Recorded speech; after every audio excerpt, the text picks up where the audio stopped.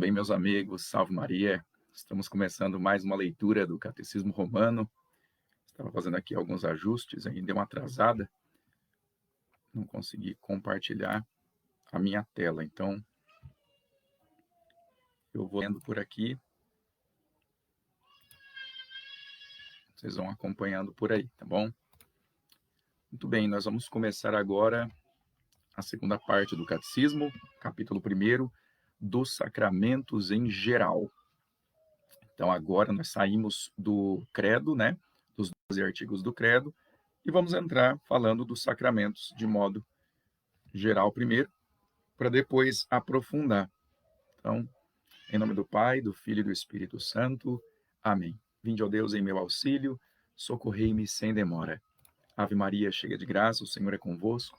Bendita sois vós entre as mulheres, e bendito é o fruto do vosso ventre, Jesus. Santa Maria, Mãe de Deus, rogai por nós, os pecadores, agora e na hora de nossa morte.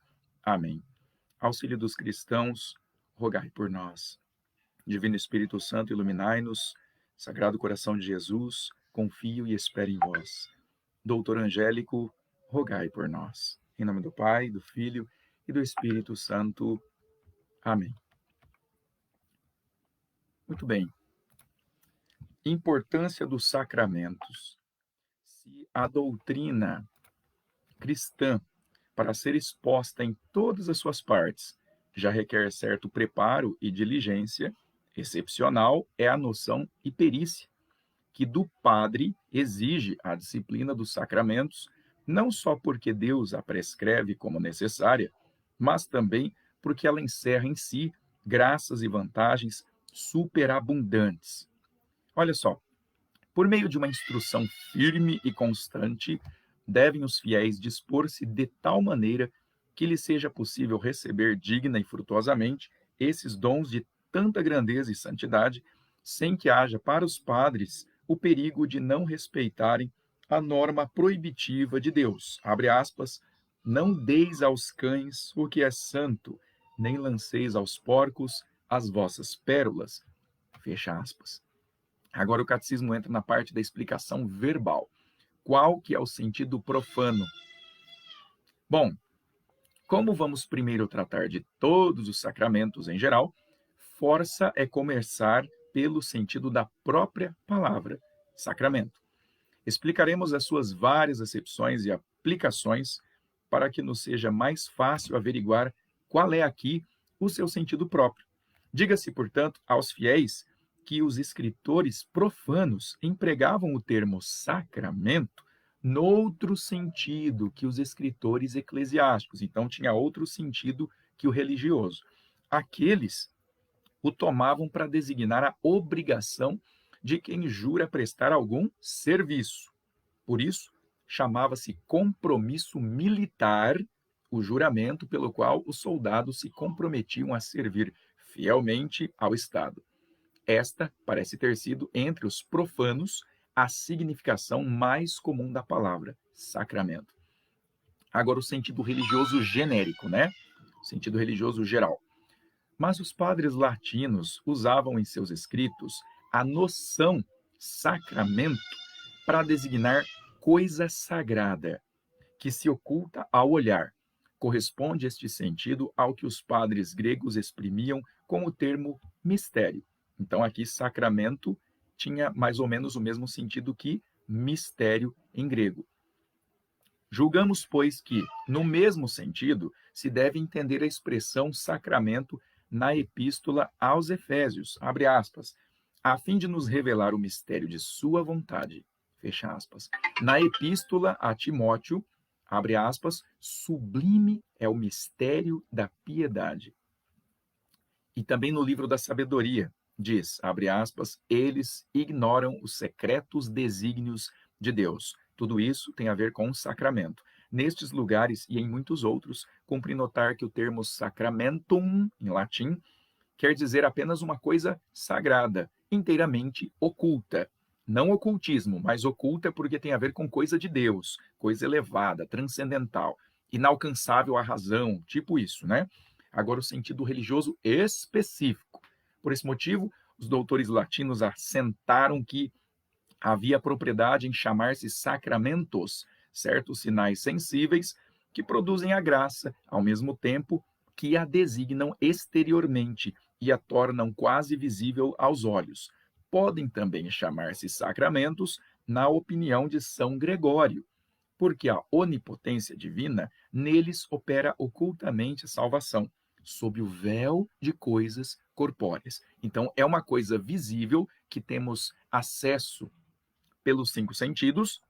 Nós vemos os sacramentos, né, acontecerem de uma certa forma, porém a graça que eles comunicam é invisível. É uma graça transcendental. Agora, de origem patrística, não vá alguém julgar que o termo seja de introdução recente na linguagem eclesiástica. Quem for versado em São Jerônimo e Santo Agostinho, ou seja, quem conhece a obra destes dois santos, verá logo que os antigos escritores eclesiásticos, quando volviam a matéria, empregavam a miúde o termo sacramento, outras vezes também as expressões símbolo, sinal místico, sinal sagrado. Tá assim aqui, ó. Deixa eu ver aqui. Oi.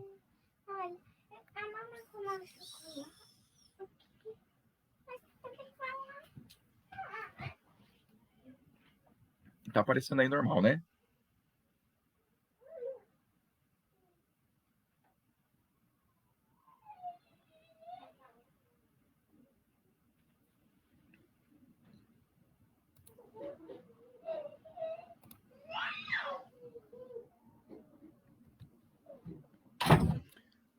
Então ele está falando que quem for versado em São Jerônimo e Santo Agostinho verá logo que os antigos escritores eclesiásticos, quando tratavam dessa matéria, eles empregavam o termo sacramento, outras vezes também as expressões símbolo ou sinal místico ou sinal sagrado.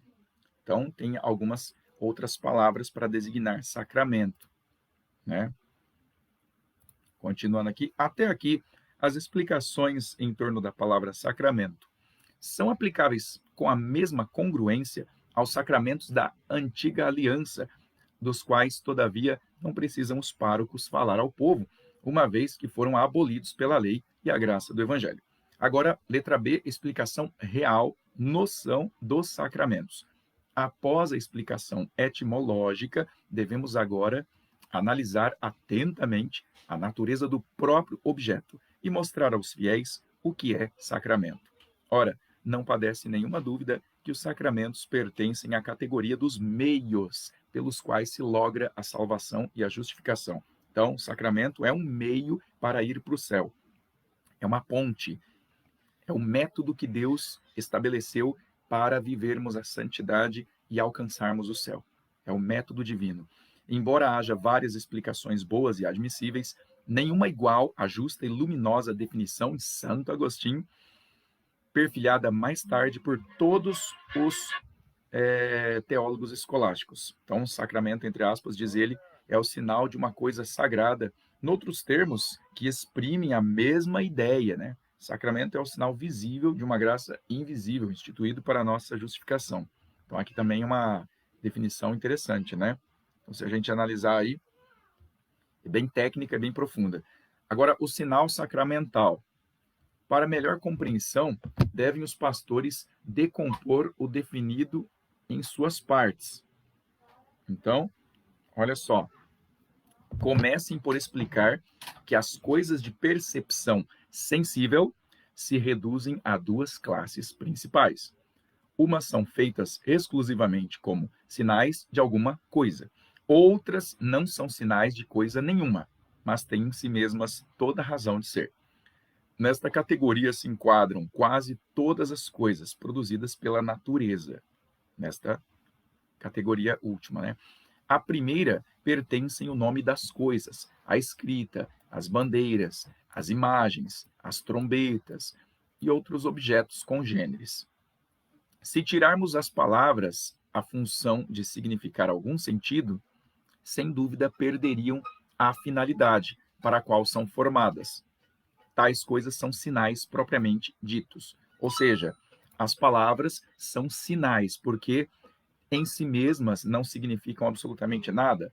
Se não tiver um significado para elas carregarem, elas não servem para nada, né? Então, no sentir de Santo Agostinho, sinal é tudo aquilo que, além de atuar por si em nossos sentidos, nos leva também ao conhecimento de outra coisa concomitante. Assim, pelos vestígios impressos na terra, facilmente conhecemos que ali passou alguém, cujas pegadas aparecem. Então, é um vestígio, é um índice, né? Agora, sacramento como designativo de um efeito interior. Por enquanto, nós vimos que eles designam efeitos exteriores, né, como sinais. Isto posto, é muito claro que os sacramentos pertencem à categoria dos sinais, porque nos mostram exteriormente, por certa imagem e semelhança, o que Deus opera interiormente em nossa alma pelo seu poder invisível. Um exemplo esclarece melhor a nossa explicação. No batismo, recebemos uma ablução do corpo, acompanhada de certa fórmula sacramental. Ora, essa ablução é o sinal de que, pela virtude do Espírito Santo, se lava interiormente toda a mancha e torpeza do pecado, e que nossas almas são ornadas e enriquecidas com o elevado dom da justiça celestial. Como mais adiante se dirá, essa ablução do corpo produz simultaneamente, ou seja, ao mesmo tempo, na alma, o efeito por ela simbolizado. Então, o interessante é que o sacramento é como se fosse uma palavra que traz em si o próprio significado dela mesma, o que não acontece na comunicação, né? Porque uma palavra sem significado é apenas um rabisco mais ou menos organizado. Agora, sacramento documentado pelas Escrituras. Através das Escrituras, facilmente se deduz também que os sacramentos entram na classe dos sinais. Falando da circuncisão, sacramento da antiga aliança, que foi dado a Abraão, pai de todos os crentes, São Paulo assim se exprime na epístola aos Romanos, dizendo: e ele recebeu o sinal da circuncisão como distintivo da justificação em virtude da fé. Noutro lugar, quando diz: nós que fomos batizados em sua morte, dá a entender que considera o batismo como sinal de algum mistério. Por quê? No dizer do mesmo apóstolo, pelo batismo fomos com ele sepultados na sua morte. Agora, o sacramento como prova da bondade divina. Grande vantagem haverá em os fiéis saberem que os sacramentos pertencem à classe dos sinais, pois assim lhes será mais fácil compenetrar-se dos santos e sublimes efeitos que simbolizam, encerram e produzem. Levados por esta convicção, os fiéis prestarão mais culto e adoração à bondade de Deus para conosco. Então, aqui quer dizer que quanto melhor compreendermos o que é um sacramento, mais nós adoraremos a bondade de Deus, mais adoraremos a Deus em sua bondade, melhor dizendo, né? E prestaremos um culto maior a Deus. Sacramento não é, aqui o catecismo vai dizer, o sacramento não é sinal natural. Em que sentido? Ele vai dizer assim, ó. Agora vem a explicação dos termos coisa sagrada, que constituem a segunda parte da definição, né? Então, será mais cômodo fazê-la se ampliarmos ligeiramente a penetrante análise que Santo Agostinho fez das várias espécies de sinais. Uns se chamam sinais naturais. Além da impressão de si mesmos, dão-nos a ideia de outra coisa a mais. Ora, como já se demonstrou, isto é um caráter comum de todos os sinais. Assim, onde há fumaça, conclui-se logo que ali também há fogo. A fumaça em si mesma representa-se o que ela é, fumaça, mas também representa o fogo. Então, é um sinal natural que aponta para além de si mesmo, certo? O sacramento não é assim. Ele vai explicar. Este sinal se chama natural porque a fumaça faz lembrar o fogo, não por uma convenção arbitrária, não é porque alguém combinou de ser assim, né? Não é um signo arbitrário, mas é pela experiência natural de que nos basta enxergar fumaça para logo concluirmos que por ali há fogo em ação, embora não apareça ainda à nossa vista. Eu não preciso ver o fogo para determinar que há a presença do fogo ali, porque a fumaça já faz isso, né? É uma antevisão do fogo. Letra B. Além de não ser um signo natural, um sinal natural, sacramento não é nem convencional. Também não é uma questão de combinar na sociedade que o sacramento vai ter aquela significação. Não tem nada a ver com isso. O catecismo vai dizer: outros sinais há que não o são por natureza, mas por invenção e instituição humana. É o caso das palavras, né? Para que os homens possam comunicar-se entre si, transmitir a outrem suas próprias ideias e conhecer as ideias e intenções de seus semelhantes, o ser humano inventou ou inventa palavras, trabalha com a convenção das palavras, mas o sacramento não é essa convenção. Grande é seu número e variedade, no caso das palavras, por exemplo, como se vê pelo fato que alguns sinais são próprios para a vista, muitos para o ouvido, os ouvidos, e os restantes para os outros sentidos. Por exemplo, ele vai falar aqui, quando acenamos a alguém ou erguemos um pendão, é lógico que tais sinais se destinam à percepção da vista, assim como sons de trombetas, flautas e cítaras, que se empregam não só para deleitar, mas também para exprimir alguma coisa convencional e são sinais acomodados ao ouvido. É também pelo ouvido que principalmente nos chegam as palavras, como os meios mais eficazes de exprimir as íntimas sensações de nossa alma. Aqui ele está fazendo um paralelo entre sinais naturais com os sinais sacramentais. Olha só, ao contrário de tudo isso,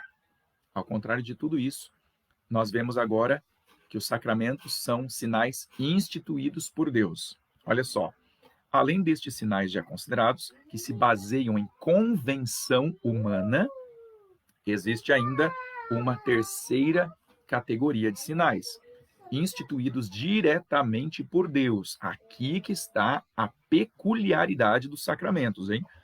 Na opinião unânime dos teólogos, subdividem-se em várias espécies. Uns foram dados por Deus aos homens só para lhes significarem ou recordarem alguma coisa. De tal simbolismo eram as purificações legais, o pão ázimo e muitas outras cerimônias, que faziam parte do culto mosaico, instituído por Moisés. Agora a letra D, com a força de produzir o que simboliza. Aqui também outra peculiaridade. Outros, porém, Deus os instituiu com a virtude, não só de simbolizar, mas também de produzir alguma coisa. A este número de sinais pertencem, sem contestação, os sacramentos da nova aliança. São sinais de instituição divina que não de invenção humana. Possuem também a virtude de produzir os santos efeitos que simbolizam. Então, note a diferença aqui. Ao contrário de uma palavra, por exemplo, a palavra cruz, que vai simbolizar o objeto cruz, o formato cruz, mas a palavra cruz não é uma cruz, entenderam? A palavra maçã não é uma maçã e sequer representa a maçã. Ela aponta para a ideia da maçã, porque ela é um signo, é um símbolo sonoro que nós ouvimos e a partir dos ouvidos chega a nossa alma, a nossa memória e a gente reconstrói o que aquele signo está apontando, né? A ideia de maçã. Agora, os sacramentos não são assim. O catecismo está colocando que, ao mesmo tempo em que eles apontam, eles indicam uma verdade, né? O objeto da fé, o sacramento, o mistério, eles também produzem aquilo que eles falam. É diferente, né? Seria a mesma coisa se eu dissesse maçã e você, no momento em que eu dissesse, a maçã aparecesse. Né? É quase isso.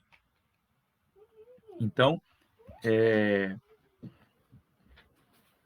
assim o cremos com fé inabalável. Então, agora, a coisa sagrada, entre aspas, por ele designada. Letra A, a santificação da alma. Então, o que o sacramento aponta? A primeira coisa, santificação da alma. Como os sinais são múltiplos, pelo que acabamos de ver, assim também a coisa sagrada pode ter vários sentidos.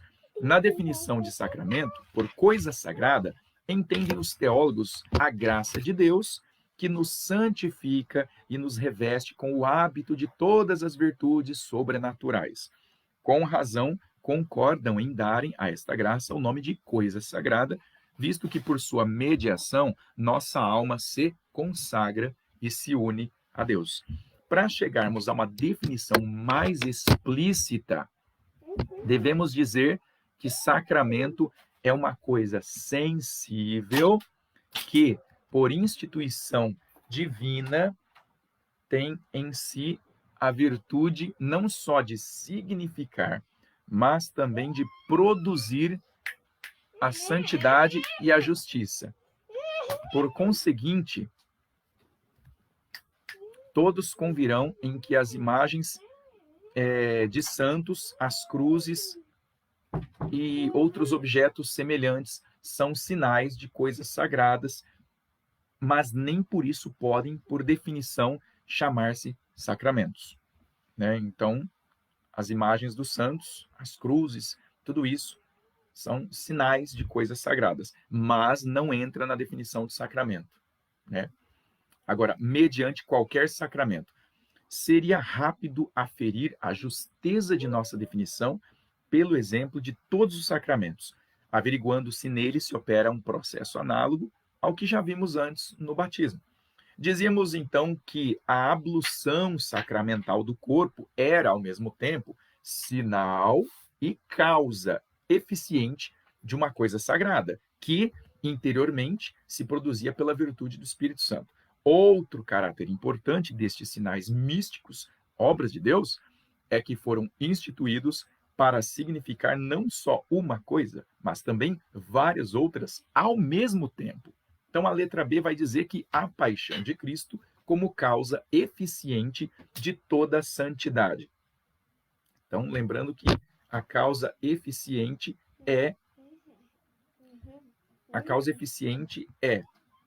aquilo que impulsiona alguma coisa, né? É de notar, por exemplo, que cada um dos sacramentos exprime não só a nossa santificação e justificação, mas também dois fatos intimamente ligados à própria santificação, a saber, a paixão de nosso Redentor, que é causa eficiente de toda a santidade, bem como a vida eterna e a bem-aventurança do céu, que são uma finalidade de nossa santificação. Então, a nossa santidade vem da paixão de nosso Redentor, por causa da morte de nosso Senhor Jesus Cristo, Deus humanado, né, que pagou a nossa dívida infinita, com o seu mérito infinito, por isso ele causou a santidade que vem por meio dos sacramentos. Então, a força motriz de santidade que vem dos sacramentos deriva da paixão, dos méritos da paixão de nosso Senhor. Né? Além disso, a finalidade, a causa final dos sacramentos está no céu, não está na terra. Ora, como esta dupla relação é visível em todos os sacramentos, os teólogos ensinam acertadamente que em cada sacramento existe uma tríplice virtude de significar.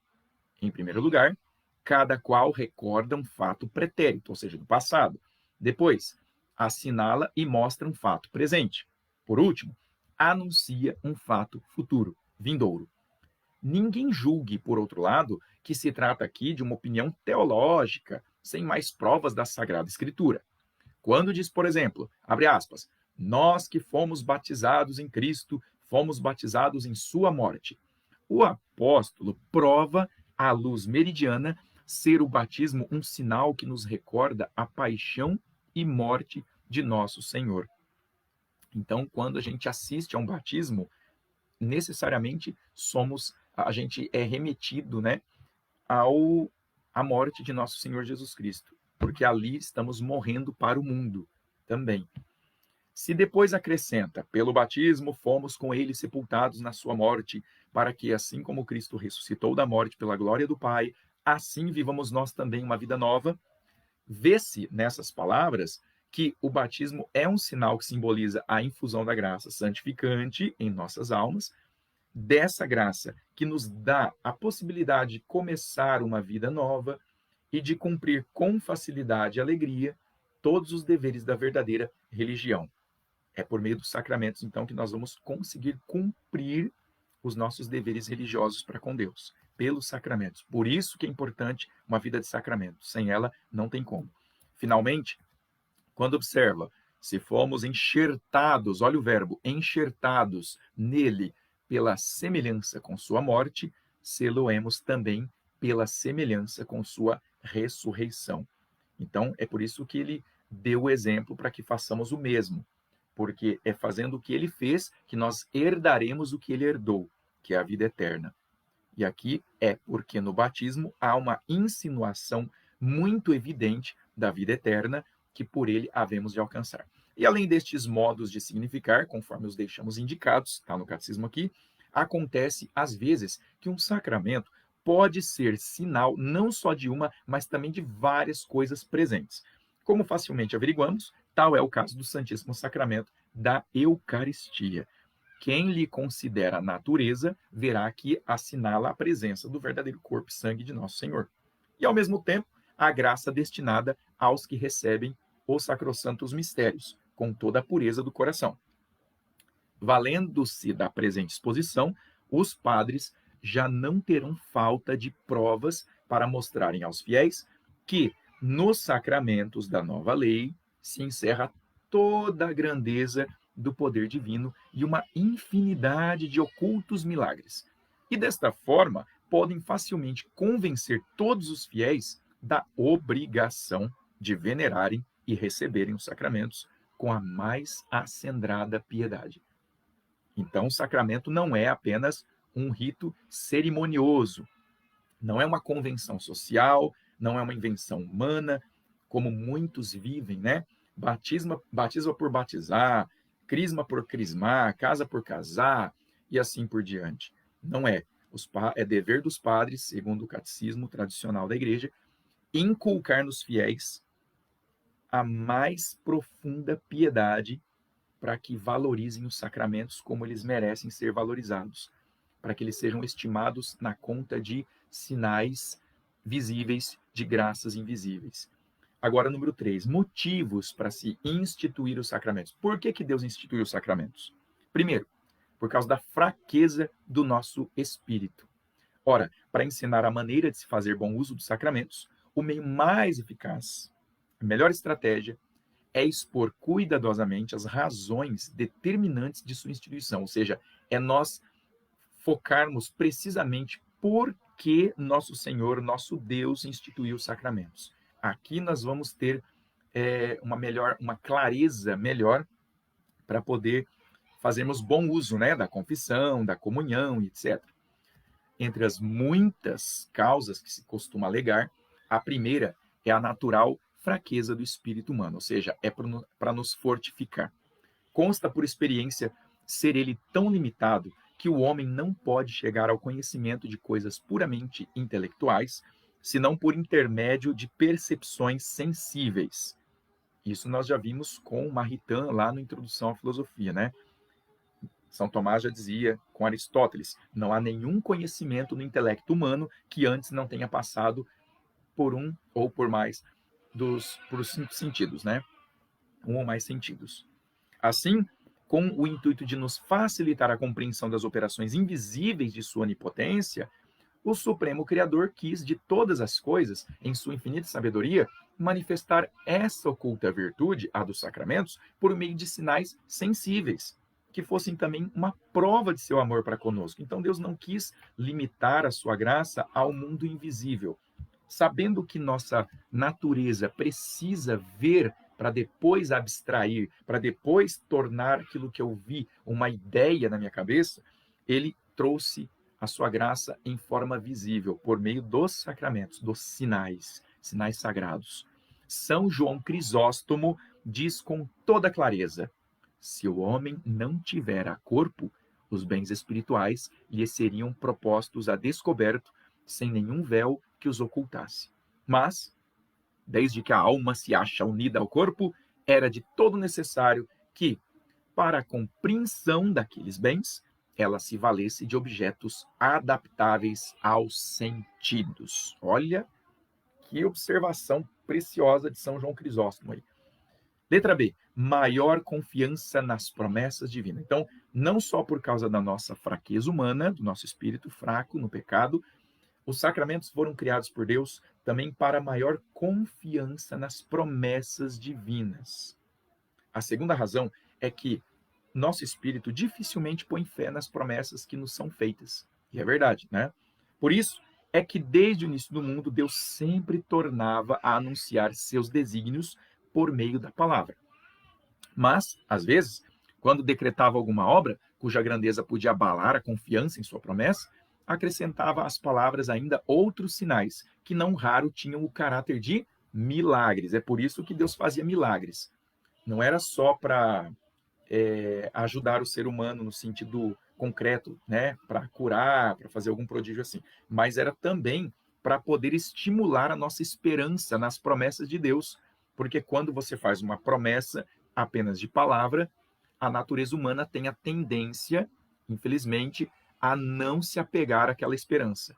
Então, nosso Senhor, sabendo como nós somos feitos, porque Ele é o nosso projetor, Ele que nos criou, Ele mesmo nos atende, dando-nos, nesta vertente, sinais que podem ser visualizados, são palpáveis, para depois significá-los, né? Deus enviou por meio de Moisés que libertasse o povo de Israel. Aquele, porém, sem confiar sequer no auxílio de Deus, que assim ordenava, receou que a empresa superasse suas forças, ou seja, que a missão fosse superior ao cacife dele, né? Ou que também o povo não desse crédito às decisões e palavras divinas. A exemplo de Jonas também, né? Jonas pensou isso. O povo vai me apedrejar porque não vai acreditar em mim. Sempre os profetas tinham esse receio, né? Essa dúvida. Então Deus confirmou suas promessas com uma série de vários milagres. Aí que entram os milagres. Ora, assim como Deus fizera no Antigo Testamento, confirmando por sinais a firmeza de suas promessas, assim também Cristo nosso Senhor, quando nos prometeu na nova lei a remissão dos pecados, a graça santificante, a comunicação do Espírito Santo, instituiu simultaneamente certos sinais sensíveis nos quais nós víssemos empenhada a sua palavra, de molde a excluir toda dúvida na realização do prometido. Olha que coisa, né? Nosso Senhor é tão bom que ele nos dá até garantias. É como você, para poder tirar um objeto de valor na loja, deixar uma quantia de entrada, né? Você dá uma entrada e aí você pode levar o produto. Deus já nos dá uma entrada, ele manda um sinal, ele manda um milagre. Olha aqui, ó, o que eu prometo eu vou cumprir. E para você crer que eu sou Deus e não minto, tá aqui um sinal extraordinário que vai fazer você se entusiasmar, né? Letra C. Pronta medicação da alma pela paixão de Cristo. Então, terceiro motivo, além da nossa fraqueza, além de comprovar também, né, para nos dar maior confiança nas promessas de Deus. Agora, a terceira razão pela qual Deus criou os sacramentos é para termos uma pronta medicação da alma pela paixão de Cristo. No dizer de Santo Ambrósio, o mestre de Santo Agostinho, né, o bispo que muito o influenciou, a terceira razão é que os sacramentos deviam proporcionar, como os remédios do samaritano lá no Evangelho, uma pronta medicação que nos restituísse ou conservasse a saúde da alma. A virtude que dimana da paixão de Cristo, isto é, a graça que nos mereceu no altar da cruz, deve chegar-nos dos sacramentos, como que por uns canais de comunicação. Olha que interessante. Nós temos na igreja tudo explicadinho, tudo certinho, né? É uma maravilha, porque agora nós entendemos melhor por meio do que os méritos da cruz de Nosso Senhor, que são méritos históricos que aconteceram há 2021 anos atrás, como é que aqueles méritos continuam ecoando no mundo, aqui na criação. A igreja vai nos ensinar aqui, por meio dos sacramentos. É pelos sacramentos que são concretos, que estão aqui, palpáveis que os méritos infinitos, espirituais, invisíveis, da morte de Nosso Senhor, aqueles méritos que ele nos lucrou de Deus, eles permanecem na terra. Eles não se diluem no mundo espiritual, eles não se esvaem, eles não desaparecem por causa dos sacramentos. E a missa tem lá o maior sacramento, a Eucaristia, né? Então é ali que ele se faz realmente presente. Sem estes meios, como disse lá no início do capítulo, sacramentos são meios de santificação e de salvação. Sem estes meios, não restaria nenhuma esperança de salvação eterna. Jamais. Por isso que fora da igreja não há salvação, porque somente a Igreja Católica possui os sacramentos. Neste sentido aqui que nós estamos vendo, somente na Igreja Católica. Então, levado de grande clemência, Nosso Senhor empenhou sua palavra e quis deixar à igreja os sacramentos.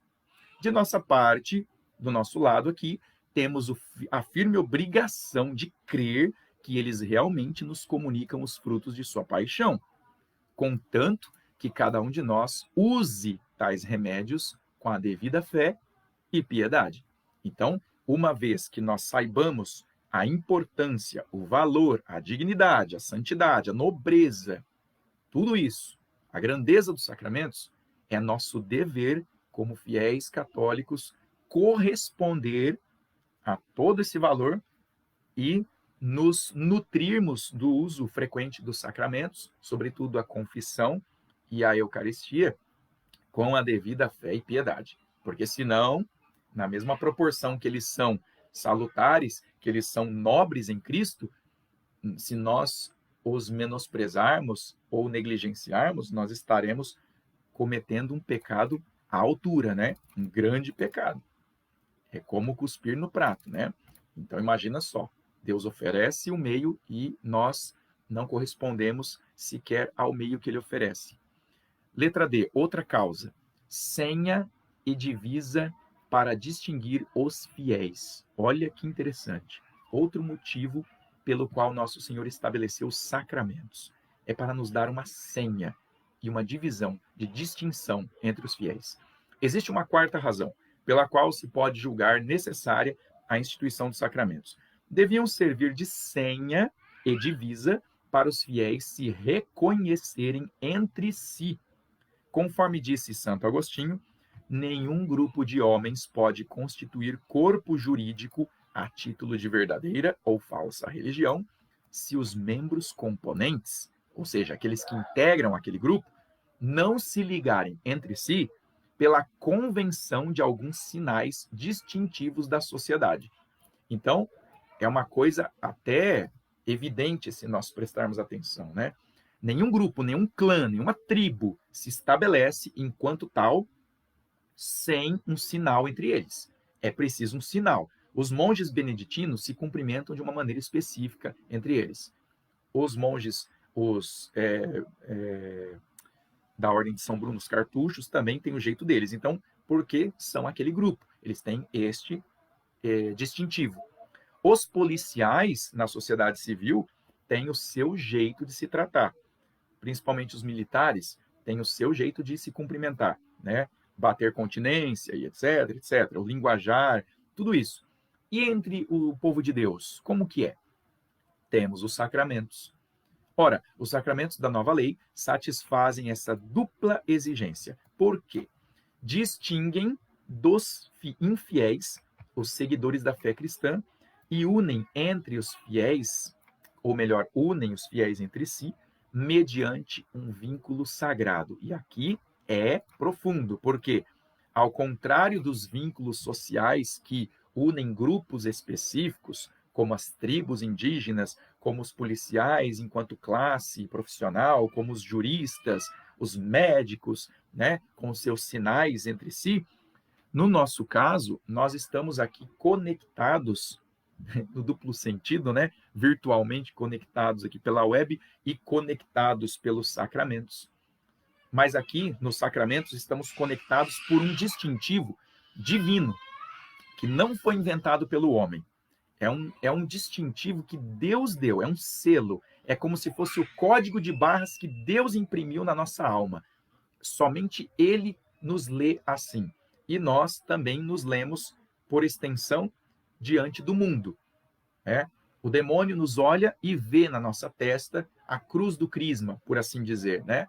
Nós somos marcados pelo selo divino. Os sacramentos é o nosso distintivo na sociedade. Nós nos persignamos todas as vezes que passamos em frente a uma capela ou uma paróquia, porque sabemos que lá dentro está o corpo vivo, o sangue, a alma e a divindade de nosso Senhor. Então nós sabemos que tem um sacramento lá dentro. Um espírita, sei lá, um protestante, um budista que nos vê fazendo o sinal da cruz em frente a uma igreja, ele se pergunta o que será que ele está vendo lá dentro, né? Por que ele faz isso para o templo? E ele talvez não perceba, mas uma coisa ele percebe, que nós somos católicos, porque ali tem uma relação sacramental, né? E depois também temos outro motivo para Deus ter instituído os sacramentos, que é para a profissão pública da nossa fé. Então, cresce de coração para ser justificado, disse o apóstolo. Mas para ser salvo se faz confissão de boca. Então não basta crer no seu coração em Jesus Cristo. Tem que confessar de boca, tem que mostrar para o mundo que você é cristão. Não no exibicionismo, não é nesse sentido, né? Mas é no sentido de professar a fé. Mostrar que você é cristão, que você está convidando as pessoas a serem também. Ora, pelos sacramentos, fazemos pública profissão de nossa fé e damos-la a conhecer na face dos homens. Quando, por exemplo, comparecemos para o batismo, damos público testemunho de acreditarmos que, pela virtude da água em que somos purificados pelo sacramento, se opera também a ablução espiritual de nossa alma, a nossa purificação perfeita do pecado original. Mais um motivo para existir os sacramentos: aumento do amor fraterno. Então, além disso, os sacramentos são de grande eficácia, não só para ativar e nutrir a fé em nossos corações, mas também para inflamar aquela caridade pela qual devemos amar uns aos outros. Por quê? Porque nos recordam que, pela participação dos mesmos mistérios, nos unimos uns aos outros pelos laços mais estreitos e nos tornamos membros de um só corpo. Então, os sacramentos, além de tudo isso que nós já vimos até aqui, são os articuladores dos membros do corpo místico. Né? São as articulações do corpo místico. É por meio dos sacramentos que nós formamos o corpo místico de Cristo. É o nosso distintivo, é a nossa articulação. É com eles que a gente se move enquanto corpo. A gente atua pelos sacramentos. É deles que nós bebemos forças para vencermos o mal, o pecado, o demônio, o mundo. Né? É sempre pelos sacramentos. É muito importante o sacramento. Mais um motivo, letra G, repressão do orgulho. Há, por último, uma razão de suma importância para a vida cristã. Os sacramentos domam, olha o verbo, domam e reprimem o orgulho do espírito humano. Então, aqui o orgulho é tido como um animal selvagem, né? Que tenta ir para qualquer lado, seguir o seu instinto. E os sacramentos servem como domadores. Eles vão domar este animal selvagem do orgulho em nós. Vão domar e reprimir o orgulho. Vão acossá-lo, né? Colocá-lo contra a parede e enjaulá-lo. São para nós uma escola de humildade, porque nos obrigam a submeter-nos a elementos sensíveis em obediência a Deus, de quem nos havíamos impiamente separado para nos fazermos escravos das coisas deste mundo. São estes os pontos principais que deverão ser explicados ao povo cristão acerca do nome, natureza e instituição dos sacramentos. Depois nós vemos aqui os componentes essenciais dos sacramentos. Depois de passá-los todos com a devida exatidão, agora outra obrigação dos padres é explicar as partes constitutivas de cada sacramento, ou seja, suas respectivas classificações, bem como os ritos e cerimônias que lhes foram acrescentados, porque há uma série de camadas aqui, né? Tem a camada da explicação da palavra sacramento, que nós vimos por primeiro.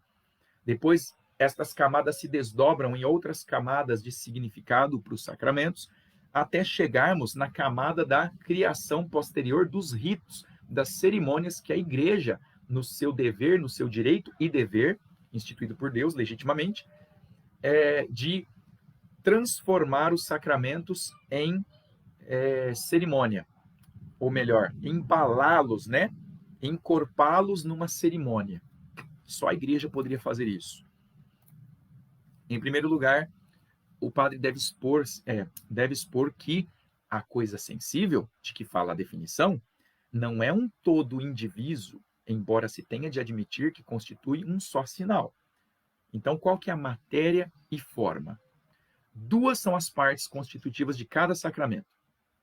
Uma tem a função de matéria e chama-se elemento. Então, todo sacramento tem o seu elemento, sua matéria. A outra tem o caráter de forma e leva a designação comum de palavra. Assim, reza a doutrina tradicional dos Santos Padres. Está em uso vulgar a célebre explicação de Santo Agostinho. Unindo-se a palavra ao elemento, daí nasce o sacramento. Por coisa sensível, entendem eles não só a matéria ou elemento que é perceptível à vista, como a água no batismo, o crisma na confirmação, o óleo na extrema-unção, mas também as palavras que servem de forma e são perceptíveis ao ouvido. O apóstolo indica expressamente ambas as partes, quando ele declara assim: Cristo amou a igreja e por ela se entregou, a fim de santificá-la, purificando-a no banho de água pela palavra da vida. Esta passagem exprime tanto a matéria como a forma do sacramento. Agora, qual que é a necessidade de sua junção? Era necessário juntar palavras à matéria, para que mais claro e evidente se tornasse o processo sacramental, né? De todos os sinais, as palavras têm a maior eficiência. Se faltassem, não seria óbvio averiguar o que designa e demonstra a matéria dos sacramentos. Então, para fazer o casamento acontecer, não bastaria os noivos simplesmente a se apresentarem de corpo presente na igreja. Faltaria uma certeza, né, para designar o que realmente aconteceu ali, da mesma forma com o batismo. Então, se não, né, vejamos pelo exemplo do batismo. Por si mesmo, serve a água tanto para refrigerar como para lavar. Pode, portanto, simbolizar estes dois efeitos.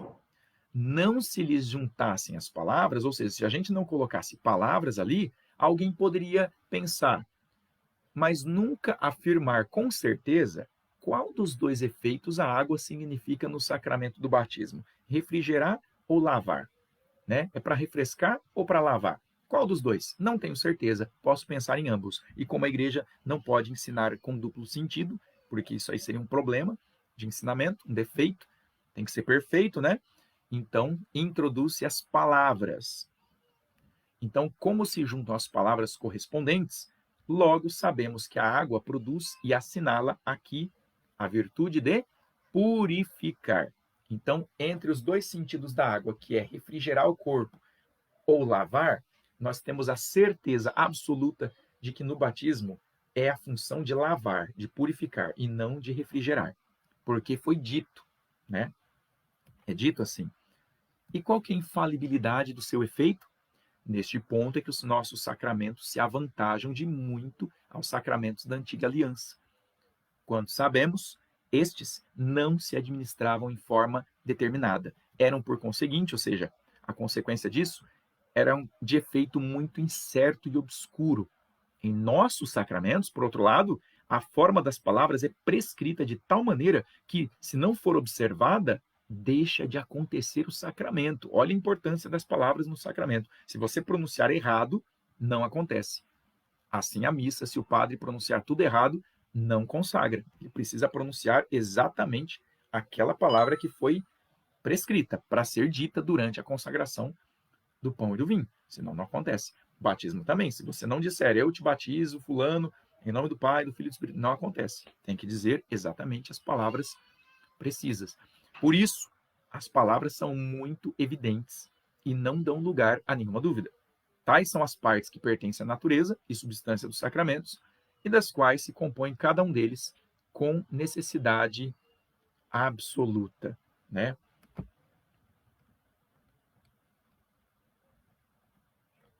Acho que por aqui tá bom, né? Tem bastante coisa ainda pela frente. Então marquem aí.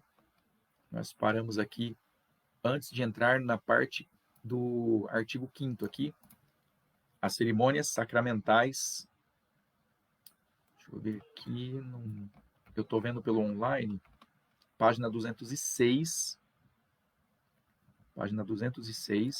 as cerimônias sacramentais, a razão de ser das cerimônias. Depois nós vamos entrar, então, semana que vem, se Deus quiser, nas cerimônias sacramentais, que vão mostrar aí qual é a importância, quantas existem, a diferença dos sacramentos, a necessidade, né?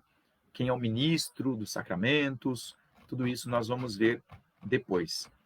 Então, que Deus nos abençoe nessa leitura, que ela frutifique em nosso coração, que nós passemos a valorizar mais o sacramento a partir de hoje, que isso frutifique em nossa alma, nosso coração, dando devido valor e procurando o quanto antes sempre nos arrepender dos nossos pecados e procurar a confissão e procurar a Santa Missa, procurar o sacramento, né? Então, em nome do Pai, do Filho e do Espírito Santo. Amém. Ave Maria, cheia de graça, o Senhor é convosco. Bendita sois vós entre as mulheres. Bendito é o fruto do vosso ventre, Jesus. Santa Maria, Mãe de Deus, rogai por nós, pecadores, agora e na hora de nossa morte. Amém. Jesus, Maria e José, nossa família, vossa é. Divino Espírito Santo, iluminai-nos. Doce coração de Maria, sede a nossa salvação. Auxílio dos cristãos, rogai por nós que recorremos a vós. Ó doutor Angélico, Santo Tomás de Aquino, doutor comum da Santa Igreja, auxiliai-nos nos nossos estudos, rogai por nós para que esta nossa empresa frutifique, sobretudo na fé, na esperança e na caridade, para que a gente possa herdar o céu, sejamos assim dignos das promessas de Cristo. Assim seja, estaremos unidos e permaneceremos com a graça de Deus, em nome do Pai, do Filho e do Espírito Santo. Amém. Até quinta-feira que vem, se Deus quiser. Salve Maria.